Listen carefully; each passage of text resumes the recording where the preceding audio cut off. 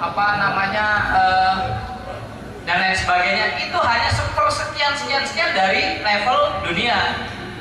Karena di dunia pun sama, di Rusia ada klub ontel, di Cina ada klub ontel, Kazakhstan, apalagi Arab, Israel, itu ada komunitas ontel. Sama, manusia itu punya habit yang sama dalam kesenangannya. Makanya ada namanya International Cycling Association. Ada yang pernah berangkat ke Bali saat kongres IVCA? Wah iya, pernah lihat kan perwakilan dari hampir 30 negara datang ontel semua. Mereka itu on tenis sama, dan kita adalah bagian dari warga dunia. Makanya hal yang kecil ini kita buat menjadi bangga. Monggo lagi Mas. Ya, Bapak Ibu, saya mau sedikit masukkan 3 aspek soal pembuktian sejarah. Jadi kalau ada orang yang bilang sepeda ini tahun berapa, kita bisa bilang ya ini tahun sekian. Tapi harus melihat 3 aspek. Yang pertama tentang literasi. Literasi itu bahasa kita ya, Petrikes lah ya. Ada katalog, ada sumber berita, ada koran lama yang bisa kita baca, ada pengetahuan yang mungkin berupa video, berupa foto. Jadi kalau ada sepeda, ini loh Mas foto zaman dulu waktu beli, ini loh kwitansinya waktu dulu zaman beli, itu menjadi salah satu penentu aspek sejarah. Bisa dibuktikan. Yang kedua tentang lisan. Nah ini lisan ini dari mulut ke mulut. Tapi lisannya yang baik ya, artinya ketika kita punya sepeda, oh kita dapat dari beliau adalah camat. Saat dulu camat dibagi-bagi sepeda boleh ngutang oleh pemerintah dan lain sebagainya, itu bisa dari lisan. Tapi ya kadang lisannya itu suka terpotong kalau urusan jual beli. Namanya saya penjual, ya lebay dikit apa-apa, yang penting payu gitu kan. Nah ini harus kita sortir, cerita-cerita yang nyangkut di kepala atau di kuping kita tentang benda ini, itu harus kita telusuri yang baik. Selanjutnya yang ketiga adalah objeknya, ada bendanya. Jadi kalau kita ngomong-ngomong, saya pernah lihat sepeda ontel frame-nya itu huruf M. Wih, di mana huruf M? Biasanya kan X gitu ya. Ada di sana. Kata siapa? Kata si Anu. Berarti ada faktor nomor 2. Fotonya nggak ada. Barangnya ya pokoknya saya pernah lihat gitu. Ketika tidak ada bendanya, wes nggak usah dipercayai. Nggak bisa dia itu membuktikan sebuah sejarah. Sotoy lah. 3 faktor inilah yang kita harus tekankan kalau untuk membuktikan suatu sejarah. Lalu 3 faktor ini dikorelasikan dengan ilmu ekonomi, metalurgi, epigrafi, arkeologi, dan lain sebagainya. Contoh soal metalurgi. Bapak Ibu sekalian, saya akan memberi contoh misalnya sepeda yang kita sinergikan dengan ilmu metalurgi. Tahu metalurgi? Ilmu perbesian. Tegal ini nomor 1 loh urusan metalurgi. Ada yang pernah melewati masa kejayaan Tegal tahun 70-80-an? Dibilang ini Tokyo-nya dunia karena menciptakan spare part BMW, Toyota, Jepangan, atau ya Jepangnya Indonesia lah gitu. Ya, ilmu metalurgi ini bisa pakai di sepeda. Kalau sepedanya sudah krum-kruman, berarti dari tahun sekian sampai tahun sekian. Kalau sepedanya masih nikel, dari tahun sekian sampai sekian.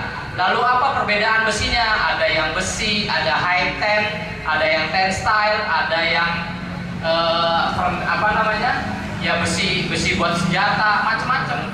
Itu bisa membuktikan di mana era metalurgi tersebut bisa eksis. Itu nanti jauh belajar. Next, Kang. Ya, kita bicara Indonesia dulu. Sepeda itu sebagai bentuk modernisasi transportasi masyarakat Indonesia sampai pada akhir 19, pada abad ke-19. Fakta sejarahnya yang pertama, ada koran Java Bode terbitan 1806 yang membuat iklan penjualan toko kontan Cirebon tahun 1890. Jadi 1869 ada iklan. Iklannya itu udah kita pelajari, ternyata pre-order kalau sekarang ya. Jadi karena di Eropa ada velocipede, dibilang siapa yang mau pesen lewat toko saya, padahal barangnya belum ada. Jadi pre-order zaman dulu sudah sering. Itu tahun 1869. Dokumen dari Helge Schultz bahwa Batavia pernah memesan 12 sepeda ke Jerman melalui Belanda pada tanggal 12 September 1869. Yang nomor 2 ini saya bukti sejarahnya. Saya, Mas Mumun Kelana, Pak Rusdi sama Pak Yungki berangkat ke kota Salzburg di Swedia. Lalu sebagai kontingen Indonesia itu ada kontingen dari Jerman yang sengaja mencegat kontingen Indonesia ketemu di Swedia. Dia bawa dokumen, ada sekitar 8 lembar dokumen. Lalu ketika semua delegasi kumpul gitu kan, dia nyamperin kita, namanya nih Helge Scott, orang tinggi besar. Ya ngomong gitu, kamu dari Indonesia, saya bawa sebuah dokumen pembuktian sepeda bangsa kamu. Ini harus kamu selamatkan. Lalu saya tanya, dokumen apa? Dia punya dokumen surat menyurat. Nah ini tahun 1869, 12 September. Surat menyuratnya itu setahun sebelumnya. Jadi surat pertama itu dari namanya salah satu orang terkaya di Jakarta. Itu tanahnya katanya dari Jatinegara sampai Depok, itu tanahnya dia semua. Itu tahun 1869 ketika sepeda baru ditemuin. Dia menyurat ke kakek buyutnya si Helge Scott, namanya H. Busing. Jadi bukan Haji Busing ya, H. Asopo gitu kan. Dia menyurat, apakah benar di sana ada yang lebih cepat dari berjalan kaki? Katanya ada velosipede dan di sana ramai di Eropa. Saya mau mesan, apakah kamu bisa buat? Surat berangkat, 2 bulan kemudian baru nyampe. Ya, saya bisa bikin sepedanya. Kamu mau mesan apa? Suratan lagi, 2 bulan lagi. Kamu bikin apa? Saya mau pesan yang ada di sana semua, bawa kemari. Pesan sepeda. Nah, saya ini tinggal ngeklik Tokopedia, cekrek, 2 hari kemudian bisa sampai ya lah. Sama Mas Luki dianterin. Pagi ngomong, makan siang udah ada barangnya. Iya. Langsung anter. Dan ini sejarah bagi bangsa kita, menjadi sejarah paling otentik yang kita bisa buktikan. Sekarang dokumennya saya titip di museumnya Pak Suyono, Jenderal Suyono, penasihat Kosti di museum di Lembang. Selamat datang Pak Wes ya, waduh. Selamat datang Pak Ji, Ibu, matur suwun, terima kasih. Waduh, Ketua Kosti Selawi, selamat datang. Monggo rawuh. Pak Wes, Pak Ji. Sekjen. Oh iya. Oke, poin berikutnya, saya tak lanjut ya, Pak Wes ya. Sepeda sudah ada di Batavia menurut Kota Jagobodo tahun 1890. Lalu ini ada anekdot, kenapa asal muasal kata bicycle. Bicycle itu bahasa Inggris Pak. Tapi itu ketika orang Inggris datang ke Indonesia nanya, what is this? Oh bicycle. What? Oh bicycle. Digerakkan dengan kaki, masih ngerti ya? Oh bicycle. What? Oh bicycle. Oh bicycle sir. Oh bicycle. Nah jadinya namanya bicycle gitu. Kalau pit itu dari bahasa Belanda fiets gitu ya, artinya fiets itu sepeda dan menjadi sepeda. Kenapa nama sepeda? Gantian. Sebenarnya itu dari kata velocipede. Pertama kali sepeda ditemukan. Jadi karena lidah orang Betawi juga sulit, this is velocipede. Velocipede. Oh sepeda, ya sepeda. Jadi itu ya sejarahnya ya. Next mas. Ya, ini penting. Sekarang siapa yang punya gasel? Hampir semuanya ya. Apalagi Tegal, Brebes, Malang, Pekalongan, terus Palaruan, harga gasel di kota-kota tersebut. Kalau Bapak, gasel termahal di kota-kota tersebut bisa dijual di Malaysia? Nggak payu. Bapak bawa gasel termahal di kota Tegal, kita jual ke Malaysia, nggak payu, tak peduli. Iya, kenapa? Apalagi Commerce yang punya BB, yang punya BDG, jual ke Malaysia, tak payu. Bapak di sini punya rally gondel, sing friend Wandu, dijual ke Malaysia 3 kali lipat bisa. Karena apa? Saya akan menjelaskan soal colonial trade route. Jadi sangat berpengaruh terhadap perkembangan budaya sepeda di sebuah negara. Orang Malaysia itu nggak peduli kalau cintanya sama sepeda Inggris, karena dia dijajah Inggris. Pola pikir Internasi bahasa, tindakan, gaya itu diracunin sama apa yang dijajah. Kebetulan Indonesia dijajah Belanda menjajah negara apa aja? Masih ngerti? Cuma dua, Indonesia dan Suriname. Makanya presidennya Suriname masih ponakannya digempot. Iya.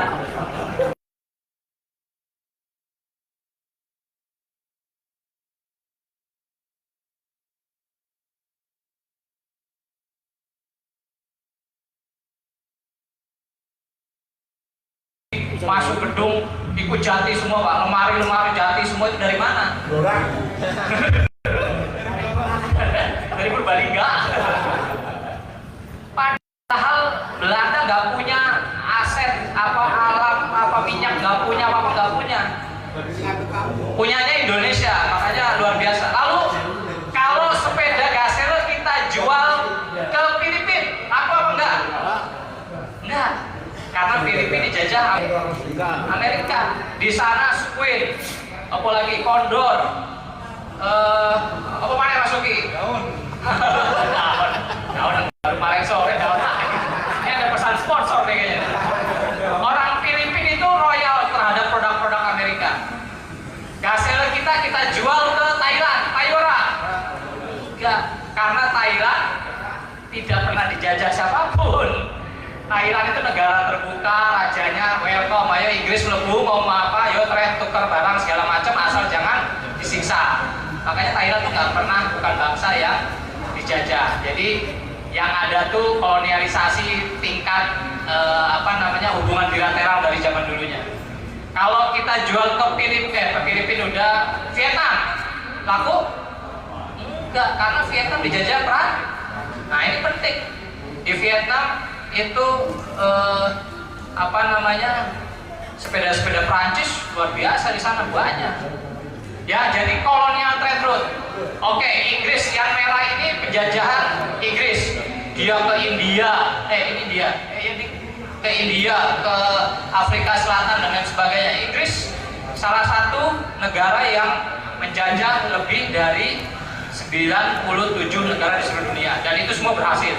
Akhirnya bukan dikalahkan, selalu dibeli, kemerdekaannya dikasih. Jadi makanya disebutnya Malaysia sebagai negara Commonwealth, persemakmuran. Jadi kalau bapak-bapak mau sepeda rally yang bagus, sepeda Hummer yang bagus, minta orang Malaysia yang impor, karena nggak kena pajak. Dari Inggris ke Malaysia bebas, orang Malaysia ke Inggris bebas. Anggap aja itu minta maafnya bangsa Inggris kepada Malaysia. Di sini, tanya Pak Luki silahkan. Ya, itu ya. Ini yang mempengaruhi budaya sepeda di setiap negara, jajahan. Saya sih belum pernah ke Suriname, orang Suriname montel karena saya pernah ketemu saat di Bandara Schiphol Amsterdam, itu pegawai yang ngatur-ngatur koper, itu orang Suriname. Ketika tahu kita Indonesia, datang. Wes, piye Dur? Tapi boleh. Piye Dur? Aku wong Suriname, kakekku wong Solo. Iso Jawa nih kere. Ya itu Suriname yang mukanya sedikit kayak India itu memang bisa bahasa Jawa. Jadi di sana gending Jawa itu jadi musik nomor 1 di Suriname. Baik, next kan, lagi kan. Oke, saya mau kasih kunci, mau koleksi sepeda seperti apa yang bagus. Ini sama kita sampaikan di Cirebon, karena ini bagian dari pola pikir kita. Kalau ketemu sepeda sebelum tahun 1900, itu masih sepeda yang dari Inggris, Belanda, Jerman, Eropa. Masih dengan global trade. Produk mana aja boleh masuk ke Indonesia karena Belanda saat itu belum sebagai negara produsen. Sepeda Inggris sudah duluan masuk, sepeda Amerika bisa masuk duluan, Jerman bisa masuk duluan. Jadi semuanya, yuk, yang penting barang-barang di Indonesia itu bisa beragam. Kedua, sepeda hanya milik bangsawan kolonial Belanda, sementara pribumi hanya kaum bangsawan dan karangan kerajaan yang membeli. Jadi kalau ada yang bilang, wah ini sepeda dulu punya Demang Belanda, belum tentu. Dari tahun berapa dulu? Kita tanya. Jadi kita kalkulasikan. Inovasi perkembangan produk saling meniru karena penciptaannya masih mikro produce, terbatas. Jadi kalau di sana sudah nyiptain stang seperti ini, ya tinggal tiru. Karena ya biasa-biasa aja kan, tinggal dicetak besar. Mau menjualnya susah kok, masih terbatas.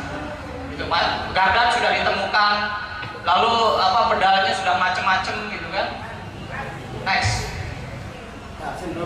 Tahun 1900 hingga 1930. Bapak-bapak silahkan mencari sepeda-sepeda di tahun ini. Ini akan menjadi koleksi hebat dan bisa dibuktikan secara kualitas, produktivitas, dan juga kolektibilitas. Di antara tahun ini, produsen sepeda sudah berani membuka agen sendiri. Sudah ada agen Gazelle di Indonesia, agen Fomers, agen BSA, dan lain sebagainya.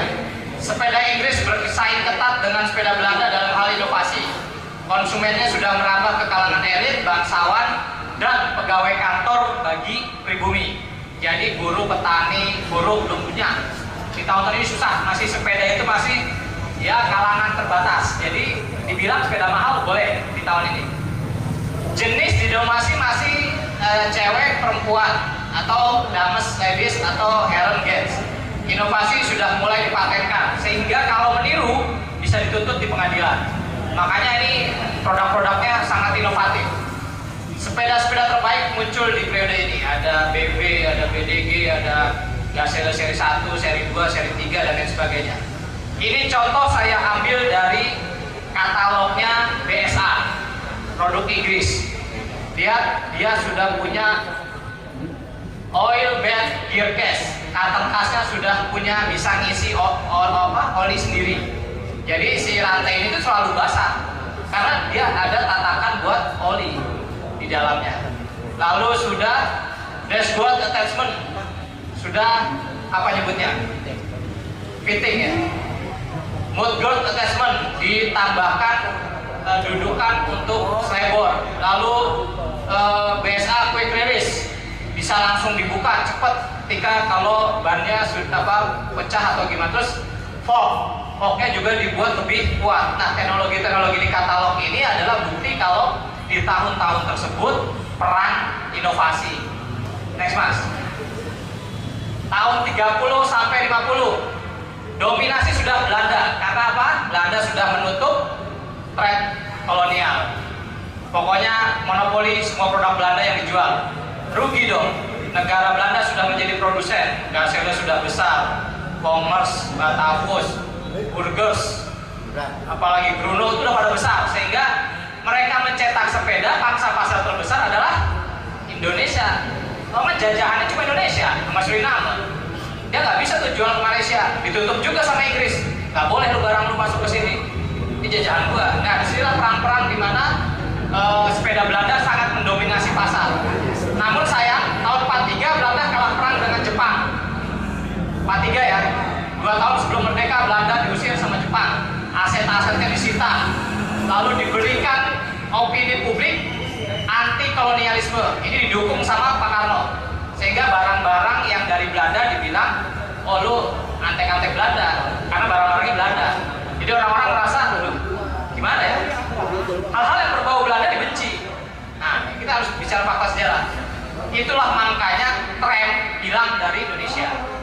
Karena dianggap tram itu sebagai bentuk kolonialisme. Di Jakarta hilang, Jogja hilang. Padahal tram itu adalah transportasi yang paling Eropa banget saiki gitu ya. Di Eropa udah tram listrik semua gitu kan. Tapi kereta tetap bertahan karena salah satu transportasi massal yang paling efektif sepanjang masa. Merek sepeda sudah masuk India, Jepang, Cina, dan lain sebagainya. Bahkan Malaysia. Kenapa Malaysia masuk? Karena jajahan Inggris. Pabrik Relik ada di sana. Relik tahun 70-an itu sudah mengakuisisi 17 merek. Harbour, apalagi BSA dan lain sebagainya sudah diakuisisi Relik. Buka pabrik di India, Malaysia, Singapura. Jadi ngejualnya enak, gesernya ke Indonesia. Inovasi sudah stagnan. Udah itu aja gitu, nggak bisa gede, nggak bisa apa, nggak bisa khusus, nggak usah penciptaan macam-macam. Karena di masa ini yang dibutuhkan adalah cari untung. produksi banyak, yang penting payu, kayak sekarang aja gitu kan, ada Mio, ada apa, Revo segala macam. Era merger, akuisisi dan kebangkrutan, ya, Commerce bangkrut, Batavus dan lain sebagainya bangkrut semua di sini. Yang bertahan hanya Gaselle, hidup Gaselle ya. Sampai detik ini Gaselle dan Batavus sempat drop di tahun 80-an, dibeli sama Belanda, diambil semua koleksinya, dibawa ke Yokohama, lalu dibeli lagi sama Belanda, baru eksis lagi di sekarang. Modelnya kayak gini Pak, pokoknya biasa aja, yang penting nggak ada yang istimewa. 30 sampai 50. Next. Oh ya, sebelumnya tahun yang tadi sepeda sudah dimiliki kalangan menengah, terdidik dan buruh. Berarti sepeda 9 tahun ini bapak ibu kita sudah pakai, sudah buat namanya Cruisco, ada namanya Gaselle yang versi Indonesia dan lain sebagainya. Belanda balik ke Indonesia, dompleng kekalahan Jepang di tahun 47 masuk lagi Belanda dan mengambil alih lagi aset-aset yang ada di Indonesia. Tapi saat itu bertentangan dengan kemerdekaan, akhirnya runyem. Tapi secara bisnis Belanda kembali eksis di Indonesia. Sepeda menjadi alat transportasi favorit semua kalangan masyarakat. Lalu kemudian setelah tahun 50, tahun 60, 70-an masuk Vespa, Bromfits, apalagi Honda, Yamaha. Menyingkirkan budaya sepeda 60-70. Di tahun ini era sporty, warnanya udah gak lagi hitam, ada biru, kuning, merah, hijau, macem-macem, udah modern. Gaselle seri 11 ada di era di mana? Seri 11 loh. Tahun berapa? 60. 50 piro? 55, 56, 57. Berarti ada di era ini yo, sepurane ini yang jujur-jujur dulu. Next Mas. Oke, ini saya kecepatan nggak? Apa memang sudah ada ini yang apa jadi nyender pelor ya? Sedang ya. Kalau ada yang nggak setuju tunjuk tangan. Di sini semua murid, semua guru. Saya mencari ilmu pengetahuan pun punya keterbatasan. Bisa jadi bapak-bapak di sini punya keilmuan yang mungkin saya tidak tahu karena lebih dulu menjalani kehidupan. Jadi kita budayakan, kita tinggikan diskusi. Diskusi itu nggak kayak gini Pak. Apa mulut keluar, masuk kuping, pulang tidur. Enggak, harus ada timbal balik. Jadi hidup harus budayakan sering diskusi sebagai sila nomor 4. Oke, dewan loh. Pak dewan gimana sih? Sila nomor 4 atau musyawarah deh. Iya. Bapak-bapak sering buka Tokopedia, Shopee dan lain sebagainya. Nah, yang ini harus penting juga saya sampaikan. Menurut ciri pandang keindonesiaan dan juga dunia, istilah berikut perlu diartikan. Ada namanya sepeda kuno atau antik. Itu harus sepeda yang di atas 100 tahun. Jadi kalau bilang dijual sepeda antik kuno,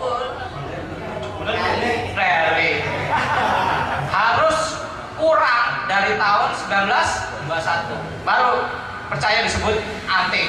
Sepeda klasik kurang dari 100 tahun, di atas tahun 1921. Lalu ada sepeda retro atau vintage, kurang dari 50 tahun, di atas tahun 70-an. Nah, ketika Kongres di Bogor tahun 2008 tanggal 9-10 Februari bicara soal bikin organisasi, ini mau namanya apa?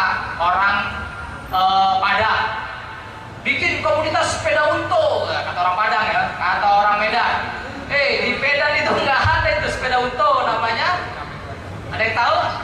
Sepeda Tuhan, pakai hak Tuhan itu. Di Aceh lain lagi, garai, kan lain-lain. Orang Makassar lain lagi, orang Jawa Tengah, Jawa Timuran sepeda kebo, ada lagi sepeda onta. Nah, saking ruwetnya hari itu kita sepakati namanya sepeda tua karena penyebutan lintas kategori agar lebih menjaring pemahaman penggemar sepeda tua. Pokoknya saat itu ya, pokoknya model sepedanya Heron Dames, ya wis melu Kosti. Itu musyawarah para senior. Next. Oke, kita bicara Tegal. Siap? Bangga Tegal ya. Saya kelahiran RS Kardina. Saya akan bangga ke Tegal. Ini peta Tegal. Tegal tuh meliputi sampai Purwokerto, di Gumelar, Batu Raden juga masih ada kabupaten dan lain sebagainya. Ini sepersekiannya Pulau Jawa. Pulau Jawa sepersekiannya Indonesia. Masih kecil Tegal, tapi kita buat bangga pada Tegal. Next mas. Oke, next lagi. Nah, nenek moyang sepeda sudah diproduksi massal di Eropa sekitar tahun 1868-69. Orang-orang Belanda membawa velosipeda itu masuk kota-kota di India Belanda seperti Batavia, Semarang, Surabaya, Cirebon, Tegal, dan lain sebagainya. Orang Belanda membawa velosipeda ini langsung dari agen penjual negerinya di Eropa. Ya, jadi masih namanya velosipeda. Oke, kita buka sebuah koran namanya Batavia Nieuwsblad, terbitan 8 Agustus 1891, bahwa di Tegal telah ada penjualan velosipeda yang pertama, namanya Wiji Amons, ditunjuk oleh Baylis Thomas & Co sebagai agen sepeda satu-satunya untuk daerah Jawa. Satu-satunya se-Jawa dipilih kota Tegal. Baylis Thomas & Co ini produksi Inggris. Kalau Bapak lihat penny farthing di Sidoarjo yang tertua yang kita temukan, tanda kutip ya, beli impor, itu mereknya Baylis Thomas dari Inggris. Memang benar 1880. Gak pernah dipakai, katanya mau dipakai nanti ini, karena setelah kongres IPCA dipakai balap sama yang punya, setelah itu dibayari oleh orang Sidoarjo. WJ Amons telah merekomendasikan untuk pengiriman velosipeda roda 2, roda 3, dan tandem. Selain itu, semua suku cadang juga dapat dikirim langsung dari pabrik velosipeda yang ada di Eropa. Ada yang tahu ini di mana? Oh, ini orang Tegal, Jambon lagi. Ini Ahmad Yani ini. Alun-alun. Dari yang benar, dari alun-alun mengarah ke stasiun. Masih rimbun ya, rumahnya masih ceper-ceper. Ini saya sedikit pengetahuan dikit ya, kenapa rumahnya itu ceper di depan, tinggi di tengah? Karena sumuk. Orang Belanda itu dari Eropa punya 4 musim. Ketika menjajah Indonesia, daerah panas terus, hujannya jarang-jarang, makanya bikin tinggi-tinggi. Bukan karena buat bakalan tinggi-tinggi, enggak, karena nggak ada AC, jadi semua plafon dibuat tinggi biar adem ya. Jadi ini kalau tinggi ini bukan karena raksasa yang melewat, enggak. Nanti besok kita bicara arsitektur, mudah-mudahan ada yang mandu. Ono lah Haji? Nggak ono ya? Ada. Oh, mesti ada yang pandu secara historikal biar kita paham. Next. Oke, kita bicara tahun per tahun Kota Tegal biar tahu sejarah. Nah, ini iklan yang tadi kita sebutkan tahun 1891, Baylis Thomas, sudah dijual di Kota Tegal. Hormat kami, WJ Amons Tegal. Siapa tahu ini ada cucu-cucu cicitnya WJ Amons yang hidungnya mancung-mancung mungkin gitu kan. Oke, 1897 ternyata ada lagi agen sepeda Meyer & Co mempunyai cabang di Tegal. Agen ini mendistribusikan sepeda Tegal. Saya itu juga daerah lain di seluruh Jawa Tengah. Ridge Willem, ini penyebutan sepeda sebelum kata Fits. Kalau Fits itu sudah condong ke bersepeda, sudah massal, tapi sebelumnya namanya Ridgewell. Makanya Vongers namanya Vongers. Nah, karena dibilang bukan sepeda Vongers, karena apa? Lebih dahsyat dari sepeda, dibilang Vongers sih. Hasilnya juga, hasilnya Ridgewell. Karena apa? Karena niru Vongers gitu. 19 terus. Niru Vongers ya. 1901, The Locomotive edisi 4 Maret 1904 mengabarkan anggota klub sepeda Velo Club dari Semarang akan mengadakan balap sepeda dari Semarang ke Tegal, tapi dibatalkan karena jalur di Cerakah dan Weleri sangat rusak dan tidak layak. Padahal lombanya sudah dengan hadiah yang fantastis. Akhirnya perlombaan berubah menjadi Semarang dan Demak. Dari 1891 ke 1901, 10 tahun sudah ada klub sepeda, sudah ada balapan. Berarti sudah hidup, berbudaya sepedanya sudah hidup. Saya serah. Kenapa perifartik banyak gede di atas? Ada yang tahu? Dapat kaos. Udah kasih tahu di Cirebon, dibocorin. Seguru ilmu nanti dulu ya, orang Cirebon nanti nggak boleh ikut. Khusus Tegal. Khusus Tegal. Kenapa perifartik bannya tinggi di depan? Ini nggak lucu-lucuan, ini benar. Jadi gini, ketika orang berjalan kaki biasa, lalu terjadi penemuan namanya velosipede lebih cepat dari berjalan kaki. Velosipede itu sepeda kayu yang masih digerakkan sama kaki, lebih cepat dari orang berjalan kaki. Lalu ditemukan dengan goes di bagian depan aja. Lalu yang sudah ketemu velosipede dia tertantang. Kalau lebih cepat dari berjalan kaki udah biasa, kita bikin lebih mulia dari orang berjalan. Kalau orang berada di atas orang berjalan merasa lebih mulia. Jadi minggir, oh iya mas, monggo silakan. Dianggap lebih terhormat ketika ada di atas. Kan gitu kan? Monggo pak, gitu. Monggo. Bosen, perifartik bosen. Karena sering kecelakaan. Zaman dulu kan nggak ada aspal mulus, ya pak. Sering kecelakaan. Akhirnya era perifartik berakhir di tahun 1900-an. Bosen orang bikin perifartik, bikinlah sepeda balap. Bagaimana lebih cepat dan bisa jadi ladang judi. Gitu. Jadi itu sepeda balap. Sepeda balap udah lebih cepat, bosen. Biar gimana caranya kalau kita sepedaan bisa bareng-bareng. Terciptalah sepeda tandem ke kanan, tandem ke belakang, tandem ke depan. Tandem bosen. Gimana caranya sepeda bisa praktis kemana-mana? Ketemulah sepeda lipat. Sepeda lipat bosen. Apalagi setelah sepeda lipat? Hah? Oh, ya nanti itu pola-pola perkembangan. Tahun 1911, Rizwanul The Current yang berpusat di Pasar Senen, koran dan tanggal 19 menyebutkan Commerce Royal Enfield Simplex Humber Gazelle sudah dijual di kota Tegal. Ini iklannya. Cabang Pasar Senen bukan cabang di Tegal. Makanya Pasar Senen itu dikuasai orang Tegal. Ada di sini preman-preman Tegal. Saya saksinya, bapak saya tuh sangat pede waktu zaman muda. Kalau kenapa-napa larinya ke Pasar Senen. Karena apa? Karena preman Pasar Senen adalah orang. Ini benar. Senayan dikuasai oleh arek Surabaya, Blok M dikuasai oleh arek Malang. Udah ada ini, udah ada. Wis ono pos-pose gitu kan. Kampung Makassar dikuasai orang Makassar. 1928 adanya lomba balap sepeda antara Pemalang sampai Tegal. Finishnya di Pasar Malang Tegal. Balap sepeda ini berjalan 28 km dengan pemenang juara 1 Mr. Cigote dari Semarang. Nomor 2 nya William Clark, nomor 3 nya Harry dari Cirebon. Tahun 28 udah ada balapan.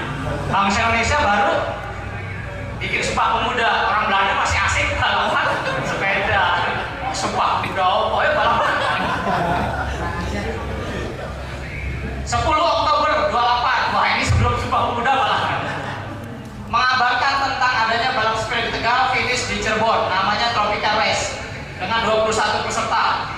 Juara 1 namanya Pek Engsio, rekor 2 jam 16 menit. Sini masih ada yang sanggup? Cirebon sampai Tegal sampai Cirebon 2 jam 16 menit. Kira-kira gitu, orang dulu sanggup loh. Orang Belanda, orang Cina zaman dulu kencang-kencang. Ya, next. Oke. Tahun 20 ada sebuah iklan nomor toko sepeda Snip. Snip ini juga bukan haji ya. Ini bisa Hans, bisa apa? Bukan haji, pokoknya Snip. Tanggal 20. Agen sepeda ini berkantor pusat di Batavia, membuka cabang di Semarang, Tegal, Pekalongan, Yogyakarta dan lainnya. Toko ini menyediakan sepeda buatan Belanda dan Inggris. tahun 1929, toko Kiwa. Wah, toko ini menjual sepeda Gazelle di Tegal. Nah, saya nggak bisa merilis toko Kiwa ini di mana jalannya karena dia berupa